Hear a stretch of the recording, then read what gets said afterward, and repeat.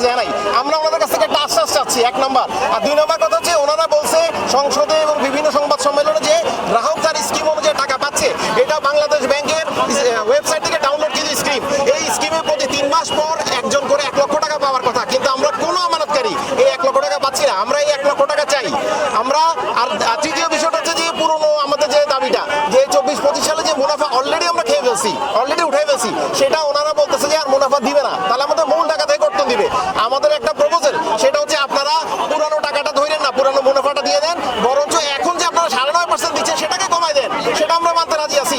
আপনারা বলেন 3 বছর আপনাদেরকে 7% দিব বা আরো কম দিব, আমরা ওটাতে মানতে রাজি আছি, কিন্তু পিছনের টাকা তো আমরা খেয়ে ফেলছি ভাই, এটা কোথেকে দিব? আমার তো মূল টাকা তো আমি দিতে পারবো না, আর মূল টাকা তো দিচ্ছিল না।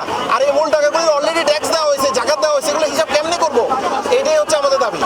এখন আসলে আপনারা তো স্মারকলিপি দিচ্ছেন প্রধানমন্ত্রী বরাবর বা অর্থমন্ত্রী বরাবর, তাদের থেকে কোনো সময় এসেছে? আমরা এই পর্যন্ত এমন কোনো ঊর্ধ্বতন কর্মকর্তা নাই, প্রধানমন্ত্রী থেকে শুরু করে এমপি থেকে শুরু করে ডিসি থেকে শুরু করে এভরিওয়ান আমরা স্মারকলিপি দিয়েছি, কিন্তু এখন পর্যন্ত আমাদের বিষয়ে সংসদে কোনো পজিটিভ কথা আজ পর্যন্ত বলা হয় নাই। উল্টা বলা হচ্ছে আমরা নাকি স্কিম অনুযায়ী টাকা পাচ্ছি। সে টাকাটা কই? আমার টাকাটা কই?